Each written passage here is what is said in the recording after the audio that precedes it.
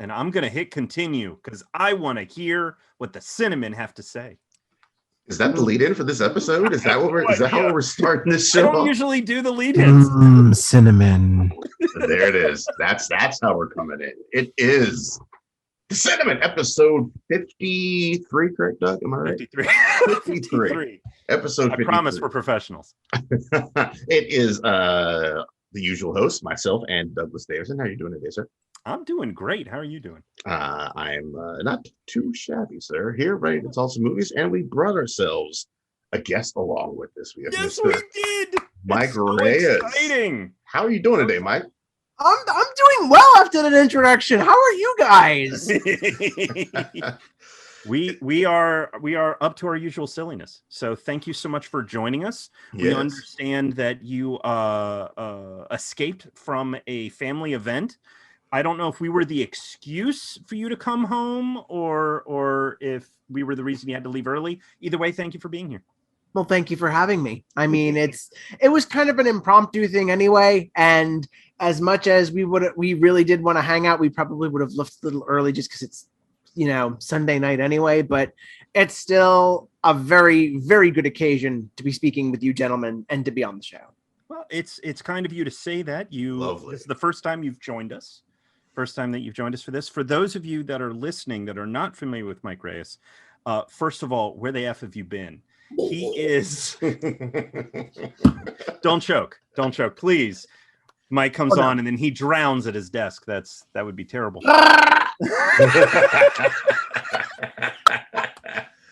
This is it, folks. This is what you're getting. That's pretty much what everybody expects when they tune in.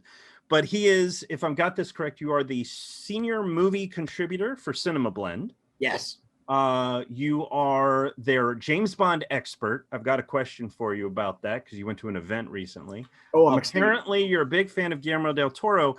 And one thing I see that is not on your online resume, you're an amateur falconer, as I recall. Yes. Former falconer. I've been trying to quit, but I put on a glove and the bird comes straight to me. You're the inspiration for the old SNL sketch about the falconer, right? Yes, that was you. Absolutely. I don't care how old I am or how old the sketch is. It works. Through time travel, all things are possible. And for in all seriousness, for those that don't know, something that Mike does, he doesn't just review films. He also, you go to junkets, you interview members of the cast and crew. And what I'm actually referencing, you went to England. You went to England for I don't watch the TV show, but it was for Downton Abbey, the movie. Downton Abbey. Yes. Just holy shit, man. What is that kind of experience like to either go to a different country in this case or to go talk to the people behind this? Like, what's that like? Okay, so that's funny you mentioned that trip because that was originally just supposed to be a Downton Abbey trip.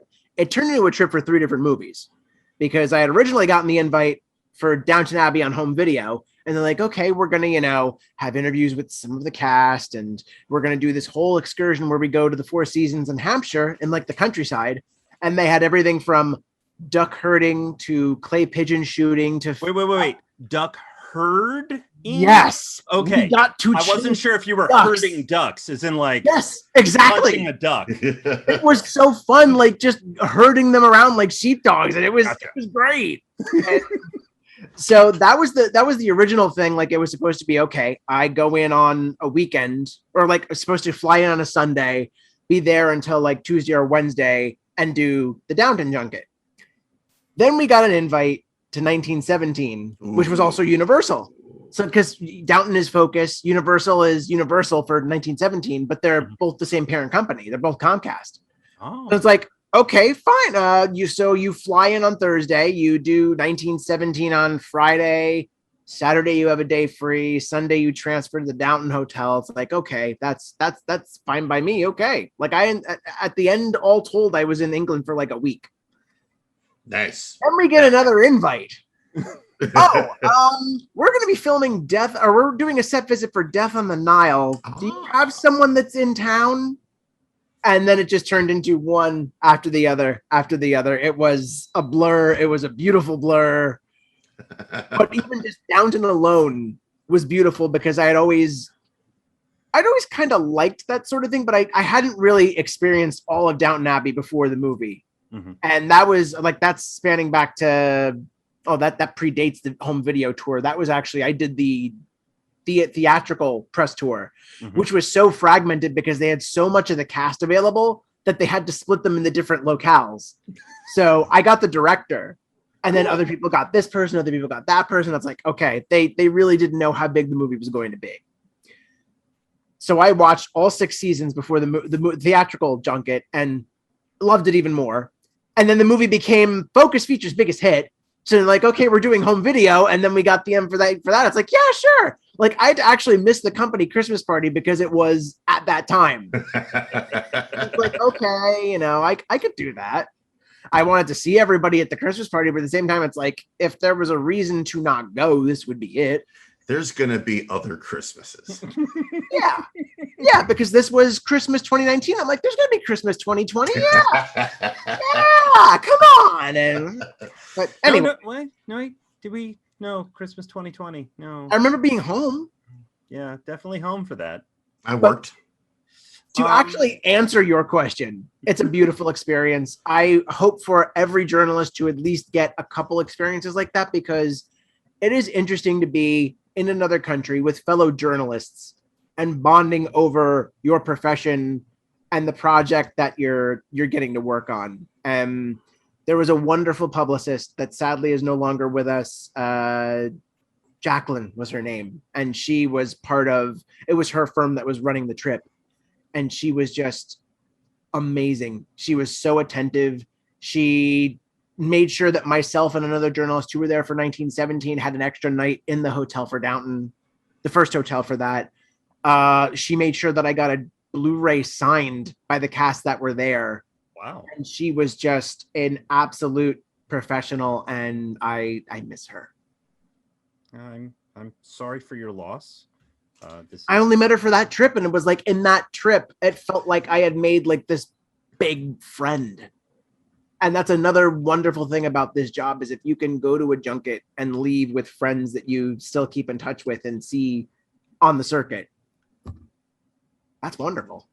It's always been fascinating to me because folks like Jake Hamilton, for example, he'll post segments of interviews he's done where it's like, this is someone I've interviewed with for X amount of years, and they remember him, where it becomes a different sort of experience of, yes, we're doing an interview where you have to go through the professional stuff, but at the same time, we're people and we're meeting folks.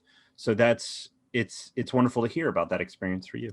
Oh, that is something I'm definitely working towards, because I know like Jake's whole story with Anne Hathaway, how many times he's interviewed her, and just he has that whole reel. It's like that is another thing that, like, if you're a journalist and you're able to land that's fantastic. When someone remembers you, and it's just, there's that instant shorthand. Yeah. Which have you found, if you've given it any thought, do you prefer the film criticism aspect or the more journalistic aspect of it? I really don't separate the two. Like, I love them both, just because I do enjoy critiquing a film, but at the same time, I really do like digging into the nuts and bolts. And that's why I will always, like, when I'm prepping for an interview, I love having the press notes on me, especially when you've got a film like, recently I had them for Old. Mm-hmm. And it's like, when you go into one of those interviews, it's like automatically you're thinking, okay, I've seen the movie. I can look up someone's resume. It's like, what am I going to ask them? And especially when you want to keep something closer to the project that you're doing. So the press notes are really, really handy, to the point where, I didn't know it until I read them, but this was Thomasin McKenzie's first movie away from her family, like the first one that none of her family members had accompanied her with. Or Alex Wolff studied certain forms of child psychology to get into his character's mindset. That makes sense. I really, like, even just as a kid, this, as someone growing up in the DVD age, when it started, commentary, and even when they would do digital press notes, that was always stuff that just, you don't see that as much anymore. Yeah. Man, don't get me started on the lack of DVD commentary. or That features, pisses or me off. features in general on Blu-rays. Like you have to go to Criterion or Shout or Kino Lorber, or you have to go to the boutiques to really get the experience. Like I really wanted deleted scenes on Godzilla versus Kong. Yes, There was so much that was yes. And then it's like, okay, you've got a decent features package. Yes, I get it. Maybe the movie did okay. It may not it may not have done, amazing pre-pandemic numbers, but at the same time, we're in the middle of fighting a pandemic. And just there was so much that you could tell was cut. Like even just doing the interviews for that, there's stuff with the Simmons family that was cut. And there's wonderful backstory that I got to talk to the actors about. But it's like, okay, I the movie is a tight sit, but Mothra's not in there, and you have so much that was hinting towards Mothra being there to the point where there was an actor that is mentioned in the notes for the novelization that she's supposed to be in the movie, and she's not. There was obviously a lot that happened with that film, and it's still beautiful. What's the name of the actor? He showed up. He's the director of the organization. Demian Bashir. Oh no, Kyle Chandler. No, Kyle is Lance the acting director. Lance Reddick. There we go, Lance Reddick. Who Which, had one scene, but he got cut from the rest of it. But his deal was so good, he still has top billing with everybody else. Why not? It's like on one hand, it sucks that stuff got cut, but on the other hand, you did get Lance Reddick in your movie, and Lance Reddick was treated like Lance Reddick should be. Yes. And I cannot wait to see him in the next John Wick again because, oh man. Yep. I love Lance Reddick. Like, he's another one that I got him and Ian McShane in the same room for John Wick 3. Oh, that must have been great. I don't know how I left that room alive. Not passed out and like dragged out. And it's like he was gonna ask a question and then he fainted. It is I can't imagine what some of that stuff is like. And you talked about some of the preparation that you do. What have you done? And I don't want to spend too much of our time on this. I mean, this could be the whole show, to be quite honest. What have you done in instances where you didn't have, or have you ever been in a situation where you haven't seen the movie and all you had to run off of was like IMDb or something like that? Have you ever been in that sort of situation? Thankfully not. But if it wasn't for the pandemic, I would have been in, because the last junket I booked, one of the last junkets I booked before the pandemic was New Mutants. They were going to, since South by Southwest was canceled, they were going to have the cast in, and they're like, okay, you're going to get 16, I think it was 8 to 16 minutes with them, because I think it was going to be a double, because sometimes what happens is we were working with theater companies before the pandemic. So if we were going for them, we would get a double where it's like, okay, you get half the time for Cinema Blend, half the time with the theater chain. Mm-hmm. I think New Mutants was going to be one of them, and they were going to have like the core cast there, but they weren't going to show us the movie. And that's one of those things where, like, I know people that have covered Star Wars have had to do that, where you do the Star Wars junket, but you don't get to see the movie beforehand. So thankfully I haven't been in on that, but that was one of the two that I booked before everything shut down. That was the one I was going to have to go cold turkey. How do you then prepare for it? Because your questions are obviously just based off of rumors or any information from set visits, things like that. How do you get ready for that type of interview? My strategy would probably have been to read all of the interviews that we've done or anyone else has done beforehand, look at what people are really asking about with the film. Like in terms of New Mutants, I probably would have asked them, was there ever any whisper of an R-rated version, or was it strictly PG-13 or something like that? Gotcha. Basically read the tea leaves and see what people have been talking about with that film. But also they probably would have sent notes out. So I would have gotten some sort of inkling from that. But for the most part, it's, what have people been talking about before the movie? Okay. One last question. Ask me as many questions as you want. You know what? You want to do a charity live stream tonight? Let's do it. 4 hours of us, folks. Stop it. No, it's not going to be 4 hours. No. But in all seriousness, with it being July as we're recording this, the end of July, got a couple months left in the year. What is your most anticipated interview you're planning to give, and why is it No Time to Die? Ooh, I was gonna say like besides No Time to Die, but yes, no. I'm seeing the books behind you, sir. I know most of those spines. I've read those books. That was the other one I booked before the pandemic. No. So they came to us at the beginning of March, and it's like, okay, so No Time to Die is coming out in April. We're holding the junket. Oh, okay. 1917.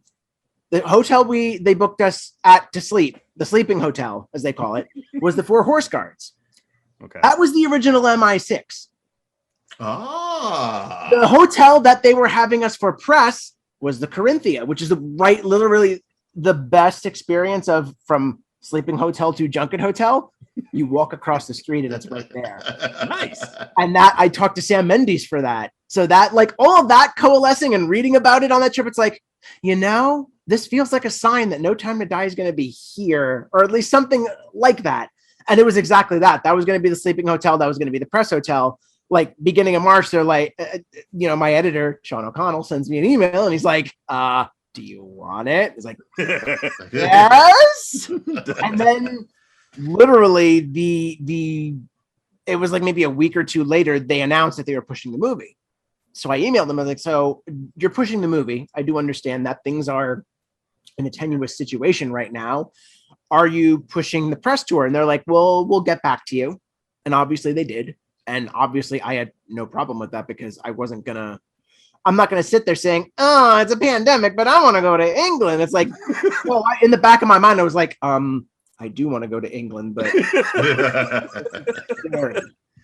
and then of course, what happened again last fall where it's like, we're going to release the movie in the fall. And do you want to do Zoom interviews? It's like, yeah, sure. And then, but we'll see what happens with this fall. I'm still just as excited as ever for the film. I'm still as excited to do the interviews, but besides that, I would think that the one that I'm looking most forward to, and this isn't saying that I've got it or anything, but I'm most looking forward to the potential to do Free Guy. Ooh. I was not expecting that. Free Guy. Why Free Guy? Because I've talked to Sean Levy in the past. I talked to him for Love and Monsters because he produced it. And such a good movie. Yes. By the way, I linked your interview with him. If I remember correctly, I linked your interview in my home release write-up because I'd already done the theatrical review. And so doing a separate review, I dig in a little deeper and I found yours and I was like, no, gotta link to that right in there. Thank you for that, because that was one of my favorite talks to have had, especially during the pandemic. Awesome. Because Sean Levy, and I even did the set visit for Free Guy. So, and I think I'm allowed to say, because they let us put out reactions. So I've seen the film. Cool. And Sean Levy is a really rare bird. And I'm glad that he and Ryan Reynolds have teamed up and have continued to team up because they've got the Adam Project for Netflix.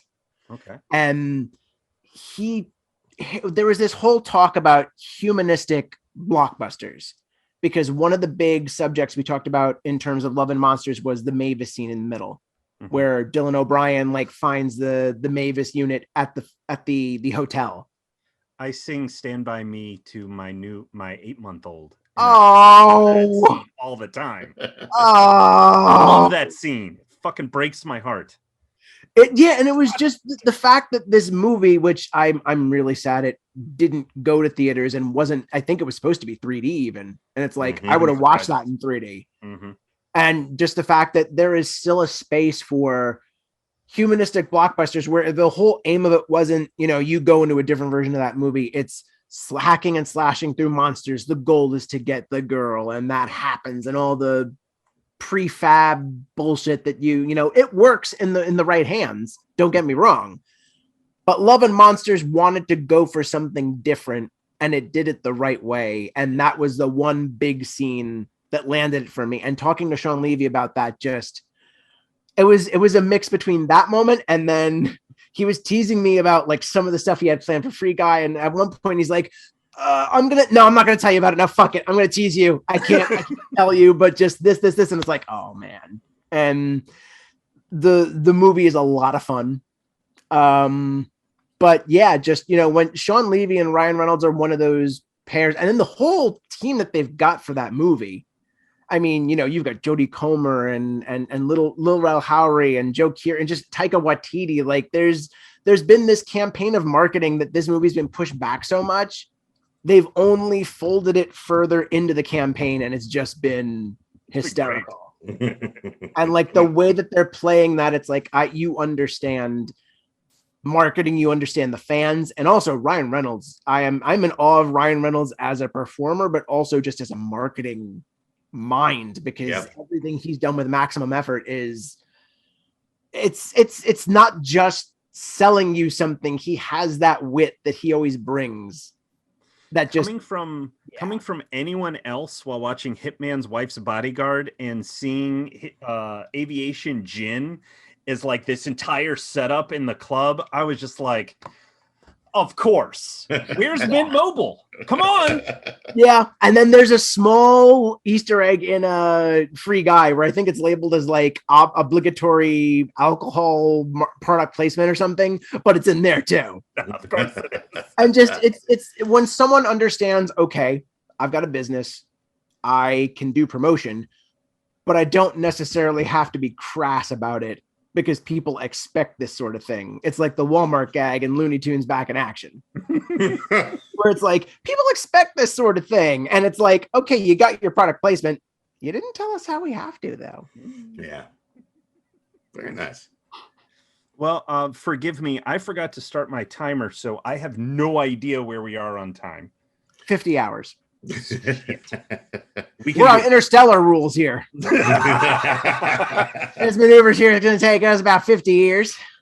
No, but all right. So that we have some chance of getting to our topic for today, we'll cut one question and just jump straight to, what are films you recommend as someone who obviously has a love and a knowledge of cinema? What are films that you recommend people see? For any reason. Like Looney Tunes Back in Action is a great damn movie. Oh yeah. Oh, even going back to it does. Phenomenal. Brendan Fraser, man. I want to talk to Brendan Fraser so bad, not only because of The Mummy, but just because he sounds like a guy that really needs that. He deserves that kind of talk. Yeah. Like I remember reading, I think it was a GQ interview, or the big interview he gave a couple years back when, his story came out about being harassed. And then also I think he was doing the FX show Trust at that time. Yeah. And it was just talking about how his son like loves horses. And like, that was like the greatest joy for him, was to be able to like, because if I'm not mistaken, his son is on the autism spectrum. And like, I could be wrong, but I thought I read that his son was on the autism spectrum, and basically like animal therapy was helping him. And that was this guy's concern. And then on top of that, he got beat up through those Mummy movies and went through unfortunate personal drama. And at the same time, it's like, I remember getting such joy from this guy doing George of the Jungle. And, I saw Dudley Do Right once and actually enjoyed it. And just, he's one of those guys that He's one of those guys that you pay to show up, and you get Brendan Fraser. Mm-hmm. It doesn't matter what it is, you get Brendan Fraser. And he just seems like one of those well-hearted people that just, but yeah, he's one of the people that I think is one of the premier actors that can act with animation and CGI. So that's another reason to watch Looney Tunes Back in Action. And, Joe Dante. Brendan Fraser, the new Bob Hoskins. You know what? You give him. I would watch that movie. I would love for him to get like more Bob Hoskins style roles, and just I miss Bob Hoskins. Yeah. Throw in Roger Rabbit into that into there, because Roger Rabbit still just holds up as like, that was my gateway to film noir, and that was also just a wonderful reinforcement of loving animation. I think my gateway into film noir was Cool World. That you nasty. That certainly helped too. I mean, I can't. I only really saw that one once as a kid, and I did not know what I was watching at the time. But at the same time, it's like, you know what? This is weird, and that Brad Pitt guy's doing really well. Yeah. I feel like both of you watched that movie and had a Dean Pelton moment. This doesn't awaken something in me. I'm feeling like that's how y'all watch that movie. I forget what year that came out, but I think I saw Blade Runner first. So I think that was my introduction to film noir.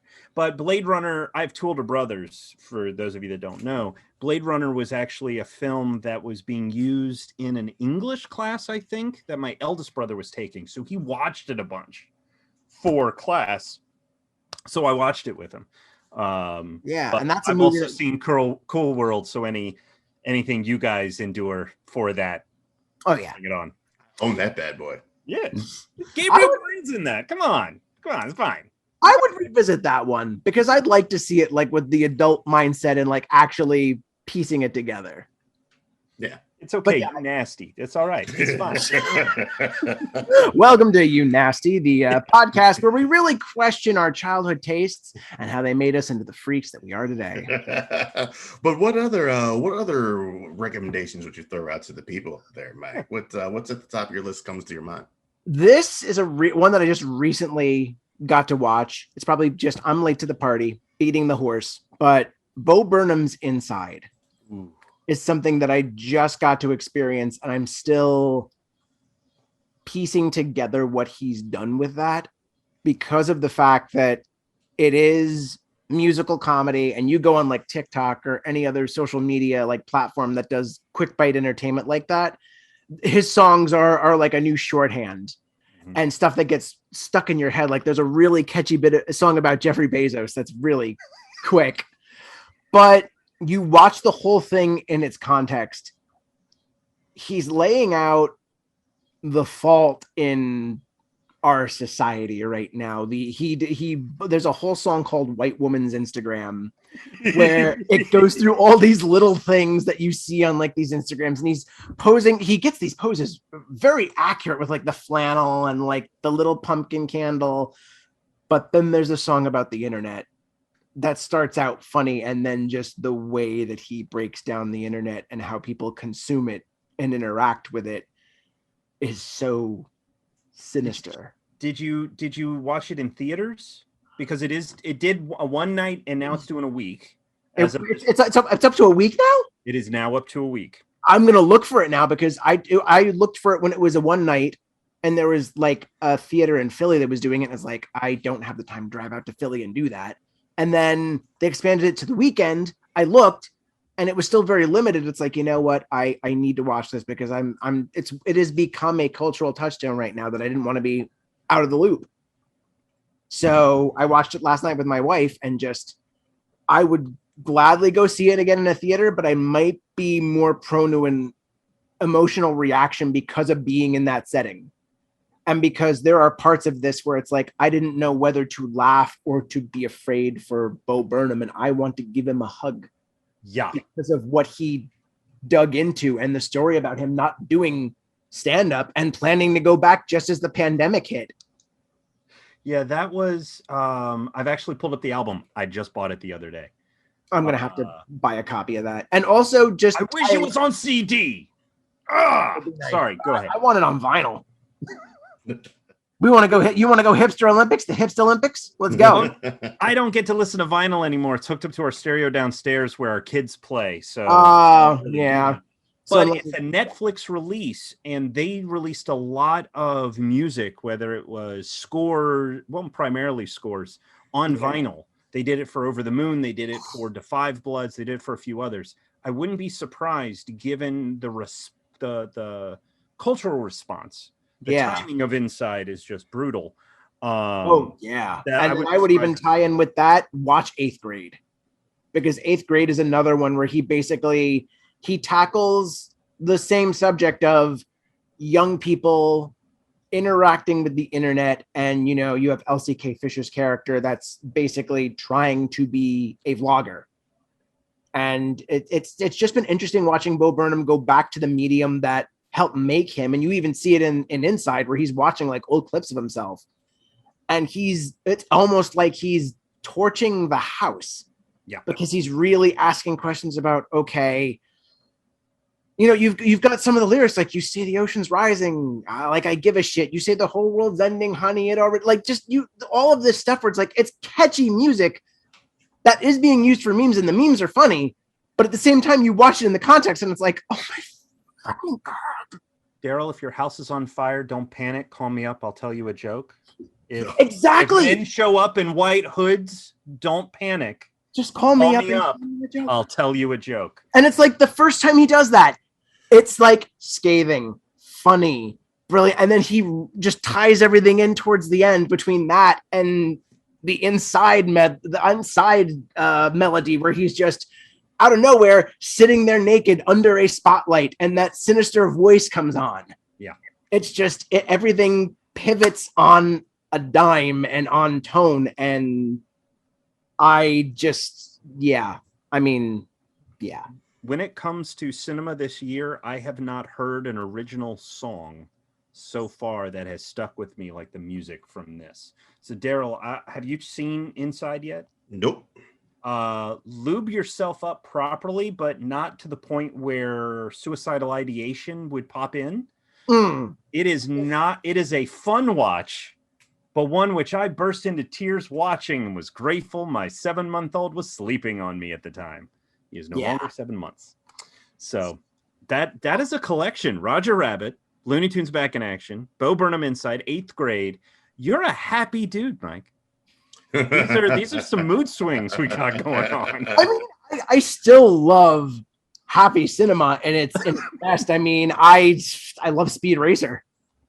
Yes. Okay. Quick little note. I am a frequent contributor to a podcast called Overdue Rentals with my friend Matthew Shuckman. Right on. We got Emil Hirsch for Speed Racer. Nice. And talking to Emil Hirsch about Speed Racer was so cool. Yay! He still loves that movie, and he was still he had so much fun doing that movie with the Wachowskis, and that is a pure living, breathing anime that has one of the happiest, most heartfelt endings that I remember bursting in it. I remember like tearfully watching it in IMAX, and every time I get to that part, it never fails to mist me up because of how beautifully it ends. People weren't ready for that movie. I think sort of like with Last Action Hero, where people didn't get the meta narrative of that. I really don't think that people understood how tied into anime that film was. The fact that there's these seamless transitions from one thing to the next. It's just, I love that movie. Also the earnestness unexpectedly floored me. There was such earnestness in that movie, especially when you look at the role of Speed Racer, where you just cast anyone, and they did so many like tryouts for that. Like everyone from Zac Efron to Joseph Gordon-Levitt was considered. And you watch those scenes, and like he has lines like "racing means everything to me," or like he talks about how much his family believes in the sport of racing. Not just anybody can do that. And there was such an earnestness from him and John Goodman and Susan Sarandon, Matthew Fox, Christina Ricci, Roger Allam is in there, who, if you know Roger Allam, you know Roger Allam. And just this beautiful cast that does not shy away from what this movie is. And by playing it accurately, it comes off as something just so beautiful. And I kind of miss, like, that was back in the digital backlot age where it's like Sky Captain of the World of Tomorrow, Sin City, Speed Racer. It was like, we mostly don't have sets. It's mostly green screen with some stuff you can interact with. And that was the one that did it best. And I still love Sin City and its sequel to no end. But I think the Wachowskis, as always, just got ahead of the curve and defined that curve so brilliantly. And as much as I love The Matrix, I think they did their best work after. Not going to get into that one because that could be a conversation you could come back when Matrix 4 is about to come out or after, and we could talk about that. I can't wait for Matrix 4. Very excited myself. Question: do you think there is any chance of, or would it make sense to release Speed Racer in 4K? Because 4K, particularly with HDR, works best when something is shot on film, and that movie's mostly digital. Now, it's beautiful and colorful, and I would love that 4K experience, but do you think it would be worth it? I think it would be worth it because watching it on Blu-ray, it is one of 3 movies that I can think of off the top of my head where watching it in Blu-ray is in regular HD is really damn close to 4K, because Speed Racer, Catch Me If You Can, and Prometheus all look amazing pre-4K. I know 4K exists for Prometheus and I haven't seen it yet, but I remember watching it again on Blu-ray in prep for Alien Covenant, and I just looked at it and was like, wow, this is really close. But especially with Speed Racer, with any format like that, if you have someone that knows what they're doing with the conversion, it is well worth the effort. And I would think that the Wachowskis would be people that would know what they're doing with that. But they also should have the Animatrix in their 4K set. Yes, that continues to be slept on. It was with the HD set, but it was not on the 4K. And it's like, second Renaissance alone really needs to be included in that set. But I liked all of the shorts. That beautiful golden age where Warner Brothers was working on had the DVD tie-ins where it's like, Get Smart has a whole second movie with Bruce and Lloyd. Batman Gotham Knight, where it's like, you want some anime shorts before or after you watch Dark Knight? And then the Animatrix. Just, I miss, there was that beautiful time where you got all the features and had all the tie-ins on DVD. And if a movie did well on home video, you would get Hellboy 2, The Golden Army. And just, I get that streaming is convenient. I don't mind streaming. I love the fact that I can go on to HBO Max now, and even though our beloved Filmstruck is no longer with us, Criterion's there for you.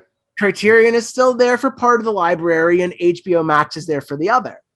But I still remember having when I heard Filmstruck was closing down the last day, it's like, okay, I'm watching Branagh's Hamlet as much as I can before I go to work. I'm watching David Byrne's True Stories because I've never seen True Stories before. And then I just bought it because throw that on the list too. David Byrne's True Stories. Last one. You asked the wrong question to the wrong person, or the right person to the right person. But cutting that to the quick, True Stories is one of the things where I could feel someone's voice through other people.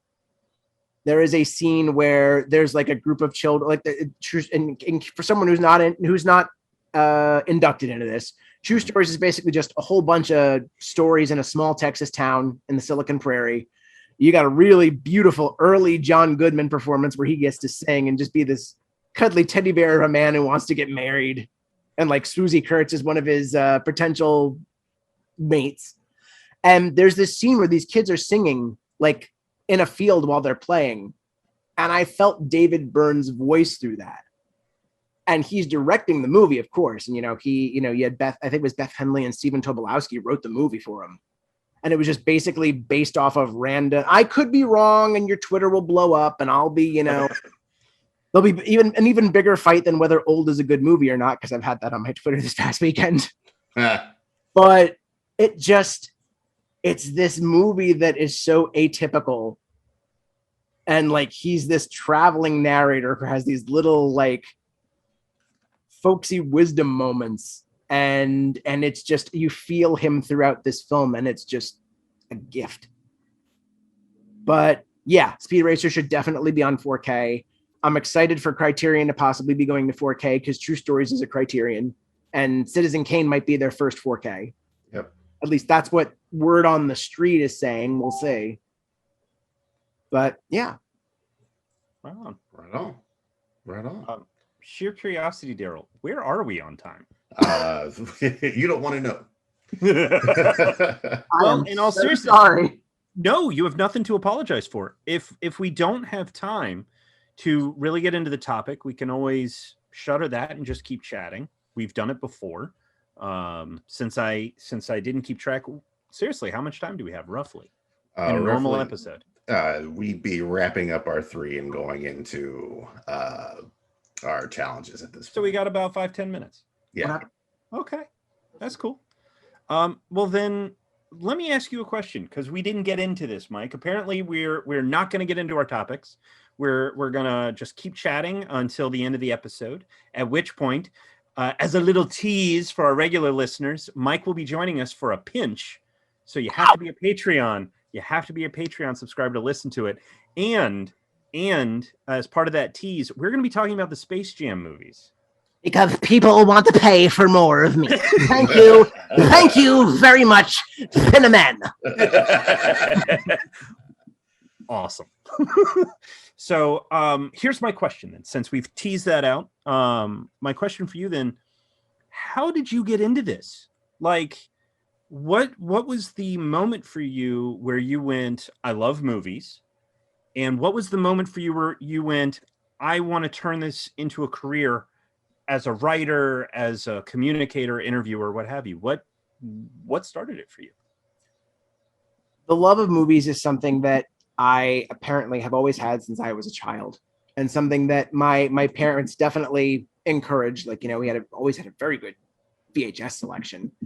And just my father, one of my things my father and I would do on the weekend, and then eventually my brothers and I would do, is not only go to the movies, but we would go to the video store. So the video store was definitely one of those crucibles of knowledge that just really helped me learn. And I miss that so much. But the career basically started as early as 5th grade, because I had a teacher, Ms. Alto, who encouraged me to write for the school newspaper. And since I had loved movies, she allowed me to write a year earlier, because, you had to be in 6th grade to write for the school paper. And this was back in elementary. I was a hyperactive child that she really, she was she was into child psychology. Like, she was studying that, and she very much was attuned to sort of focusing my energy. And that was one of the things, she encouraged me to read more and to write more. So that was what started it off, from 5th grade on to college, freshman year of college. I was writing for a school publication no matter what. That eventually turned into, resurrecting the entertainment section in my high school and becoming an editor freshman year, when most would be sophomore, junior. And just constantly writing, constantly reviewing, coming up with ideas. And it never really hit professionally until I would say 2012 was the start, because I had started with a publication while I had an office job. I was blogging about things, but I wasn't doing full on movie reviews or entertainment stuff. And then writing for this publication helped kick that off professionally. I wrote a little while for a site called Cocktails and Movies, thanks to a man named Tim Barley, who gave me a wonderful place to focus my editorial and review voice, to the point where one of my editorials about getting frozen out of a Captain America Winter Soldier screening helped land me the job with Cinema Blend as a freelancer. Hey. And this whole time I was still working at office jobs. I used to work in defense subcontracting. I worked at a hotel at one point. My last professional desk job before jumping into this full time was at HP as a return specialist. And through this whole time, I was just sort of cultivating this career. And then finally, 2019, there was a wonderful enough opportunity that the stars basically aligned, and I was able to jump into this full time. And I'm sure they're regretting it ever since. But I mean, they're clearly trying to get you as far away as possible, sending you to England and other areas. Just get him off the continent. Yes. Okay. We're going to send him to England. We're going to make sure that he does the Bond thing, and maybe they'll just keep him there.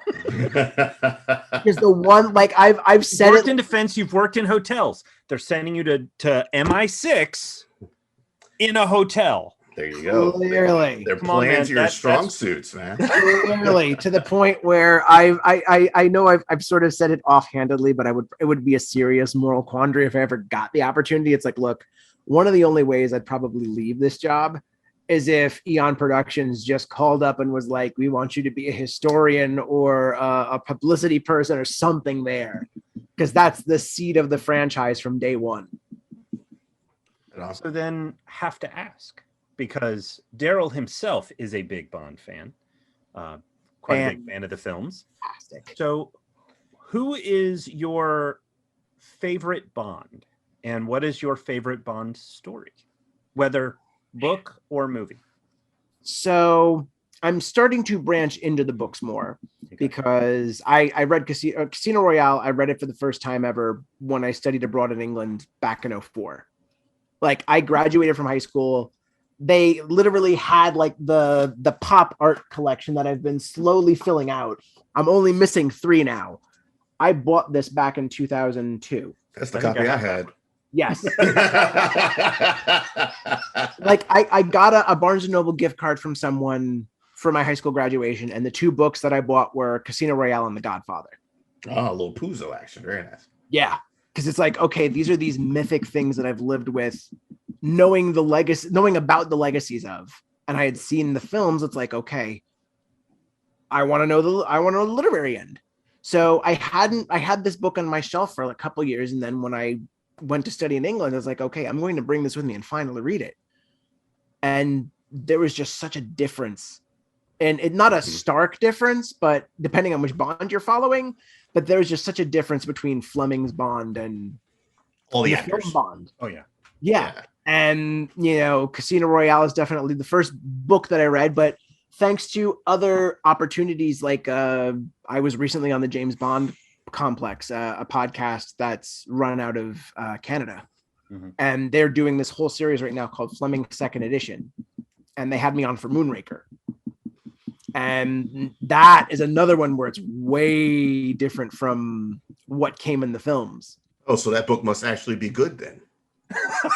Well, let's put it this way.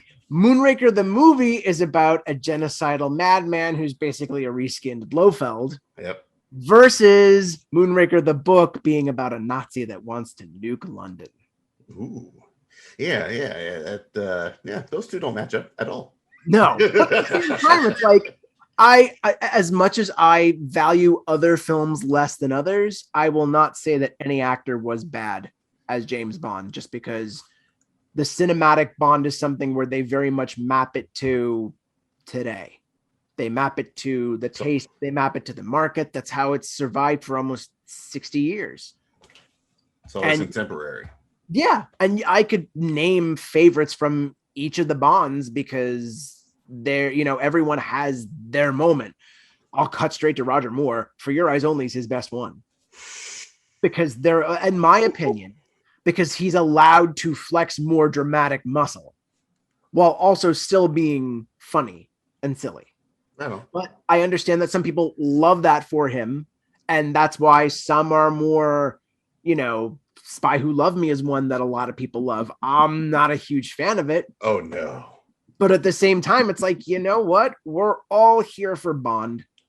I'm not going to discount you for that. There's so much more that we could sling mud for. And even then I'd still be like, why? But even that has wonderful moments, like the whole sequence in Egypt where Jaws is menacing them through that, the construction area there. No. Yeah. Well, not just that, but also the scene by the Sphinx where it's like, they're doing that whole light show and he's chasing after this, and just Richard Kiel was menacing to begin with, but the way that they frame that, it's like, okay, I may not be into this movie, but at least I can pick moments where it's like, wow. Yeah. So you said you try not to value one Bond over that. What is? Oh, is that you think you and Richard Kiel? That's Richard Kiel is crushing my head. I've heard he was a fantastic convention guest to the point where He is amazing. I heard this secondhand.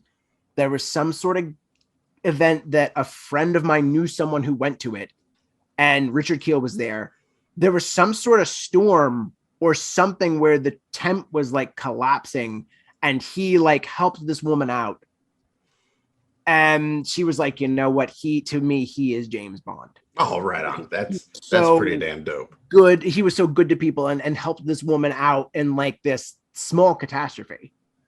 And I really like hearing about people that earn those brands. Yeah. But he was super, super nice. Super, super nice. And that was at HeroCon here in Charlotte, North Carolina. Oh, man. Charlotte, folks, it's in North Carolina. It is. And it's also lovely. It also is lovely. I've been meaning to get back down there and go to Carowinds. Yeah, all 20 minutes away. Do it when there's no pandemic. I'll go with you.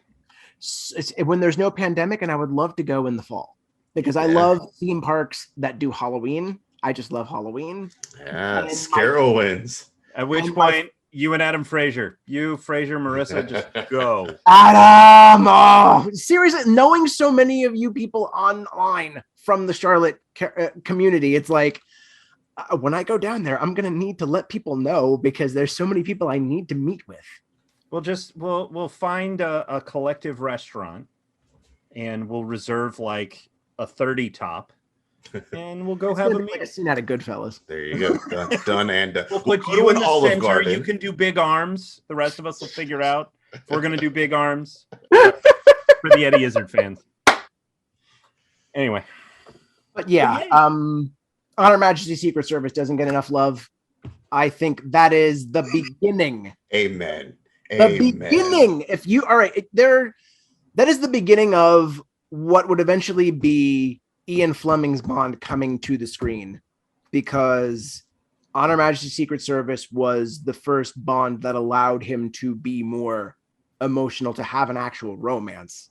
Although, from what I was reading, if they went with their original plans, Sylvia Trench would have been throughout Connery's run. And I think they would have gotten together at the end in Honor Majesty's Secret Service, but because she was meant to be recurring.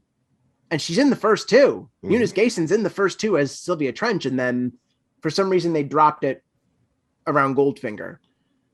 But the ones that I used to credit all the time, and I still do, were Honor Majesty's Secret Service and License to Kill. Because Dalton and Lazenby were proto Craig. And then once I had rewatched For Your Eyes Only recently for the 40th anniversary, it ties more heavily in Honor Majesty's Secret Service than I thought. Because in the beginning, there's the scene where he's visiting Tracy's grave. And I thought, okay, they're referencing continuity.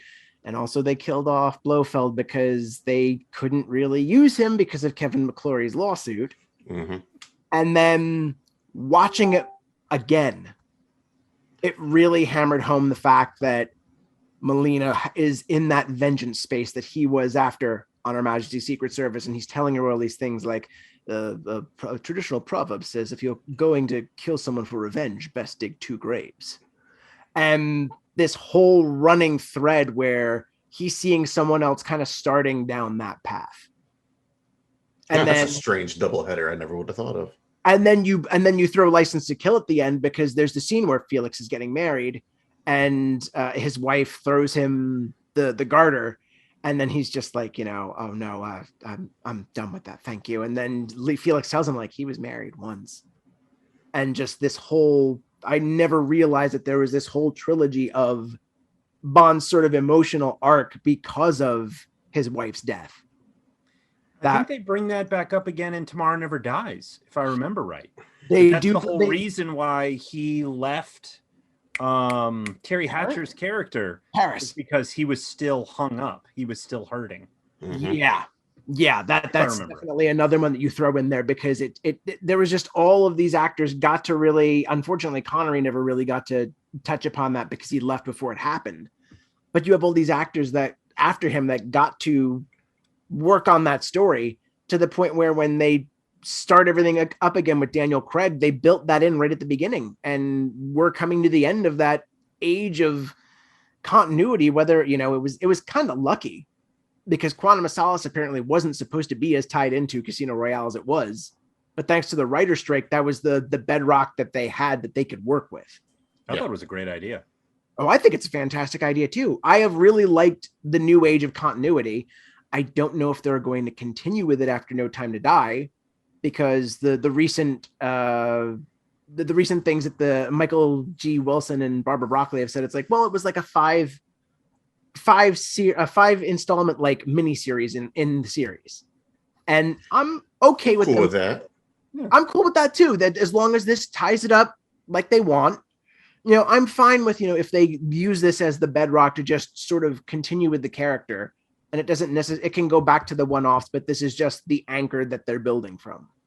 I would, considering the number of actors that have played the role, the way that they've played loosely with the continuity, whether acknowledging it or not acknowledging it. Yes.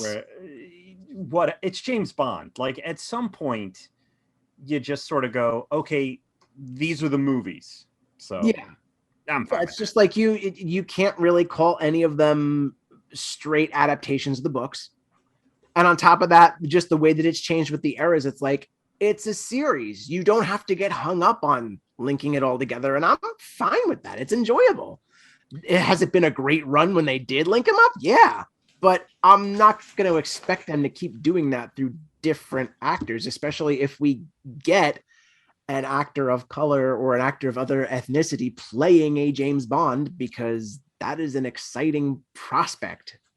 For those of you at home, he had his fingers crossed. Crossing it in support. Yes. I was going to make that clear. He's very, very hopeful, and I would agree with that. I have no problem with 007 as a designation. They've made that clear. 007 can be a designation. James Bond is a man. So thank you. That is the exact thing, because we're getting Lashana Lynch as 007 Nomi in No Time to Die. Yeah, buddy. Yeah. Oh, I am between the things I've heard about Nomi, Ana de Armas's Paloma, and even just the continuation of Naomi Harris's Moneypenny. I like what they've been doing with female characters in this new run. Like, even with Olga Kurylenko in Quantum of Solace, where Camille, they do not end up in the end. I don't even think they kiss in the end. Nope. But she just looks at him and she's like, your prison's up here. You're like you're in your own sort of mental prison here, and I understand what you're going through. It was really refreshing to have a partner, if you will. Yes. Someone to go on this journey with versus the traditional Bond girl. It was really, it's like, it is now truly the era of the Bond woman. And then you look at the emotional connections he's formed through that series. Skyfall, the Bond woman was essentially M. Yep. And the way that played with the character, who up until Pierce Brosnan was a man, and was just a very straightforward, I'm going to give you a briefing and you're going to go do your thing. But you read the books and it's like, he's kind of this sort of father figure to him, because Bond is an orphan. And I won't go too much into that, because that's probably a whole other episode with like Bond hype. But seeing Judi Dench and Daniel Craig play against each other, and seeing the whole concept of M sort of being a maternal figure, it was sort of built in there from the beginning when you see her laying out Pierce Brosnan in GoldenEye. Yep. Like, just flat out, I think you're a sexist, misogynist dinosaur, a relic of the Cold War. And don't think for an instant I won't sell you out to protect the crown. Yep. And just they do develop a really wonderful relationship. The Brosnan run. Yes. The World Is Not Enough is where they really seal that in. And just seeing that relationship happen in the Craig run was so satisfying. It's one of the reasons for me anyway why Skyfall is out of that run. And I love Casino Royale, but why so far Skyfall is the best of the run, because you've actually got that emotional connection with these characters and get to see something a little different, which for me was a little wonderful. Agreed. I still remember sitting there and not being able to believe that they killed M. And just the way that they did it was just such a tear-jerking moment. Don't really get that from the Bond films. This run has been really wonderful. And for me anyway, I'm most excited just to see in this next film, particularly knowing that it's going to be its last, we got to see Daniel Craig start to find his footing in blending the serious with the silly, if you will. And more than anything, I'm just looking forward to him and Ana de Armas sharing the screen again. They are so wonderful in Knives Out. I can't wait to see them together in a completely different circumstance, particularly because she's likely never going to show up in another Knives Out sequel. That wouldn't make any sense. So seeing them do something together, I'm down for it. But speaking of things that we are down for, I think we are about out of time for this, and we need to start moving on to the next thing. Would I be correct, Timekeeper? You would be indeed. Okay, then speaking of things that I'm down for, Mike, I'm down to keep in touch with you. Where would people find you? Where would people find you if they're like, we like the cut of this man's jib. We want to know more about Bond and falconing and all sorts of other things. Where can people find you, sir? Well, publication-wise, you can find me writing for the fine folks at cinemablend.com. It's just a wonderful outfit that I fell in with and continue to be enriched in their presence. But if you're looking for my own personal social media presences, I'm across all three big networks, Twitter, Facebook, and Instagram at Mr. Controversy 83. I'm also on TikTok under that handle, but I haven't started content yet. I just really watch a lot of videos of like Halloween stuff and animals. I created a TikTok mostly so that Crystal, my wife, would stop sending me links about stuff involving ADHD TikTok, sensory processing disorder TikTok, and other stuff related to our kids. So I now have one, and I haven't posted anything on that either. Yeah, but it's fascinating. It is, especially ADHD TikTok, because that's something that I was diagnosed as a kid, and that's something that I've always just kind of been interested in. Well, do you have anything big coming up we should be keeping an eye out for? About this, I think as of recording, the last big junket I had was Old. Well, no, that's the last one that went up. I know I've got stuff coming from Stillwater, which is a movie that you should watch, if anything, to see where the narrative goes. And plus, I just love Tom McCarthy. So stuff will be coming from that, and a couple other films that I can't talk about. Totally fine. We don't want you to get in trouble with Sean. Yes, but we don't need to show up at screenings and get yelled at. That we don't need that. August is going to be to these screenings. Well, maybe you might be. But yeah, August looks like it's going to be a lot of fun, and we can always talk about that. In the professional circle where we honor that trust and don't leak anything. Understood. Then I'll ask this one question, and if you need to, just nod yes or no.